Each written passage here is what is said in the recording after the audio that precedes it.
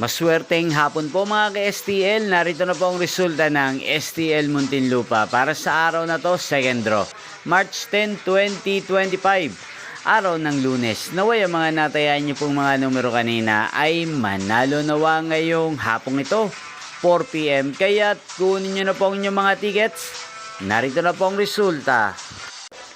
Ang mga numerong nanalo sa STL Muntinlupa ngayong hapong ito, March 10, 2025, 4 PM. Second draw result, 32 at 18. In exact order sa lahat po ng tumaya kanina sa STL Muntinlupa para second draw ng 32 at 18.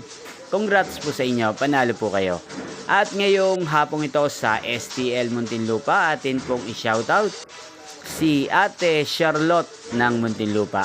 Shoutout po sa inyo, Ate Charlotte. Sana po ay manalo rin ang mga numerong tinataya nyo sa STL Muntinlupa. At sana ay nasa mabuti po kayong kalagayan. Gayon din po sa lahat po ng mga taga Muntinlupa dyan na lagi pong nanonood sa channel na to. Shoutout po sa inyo.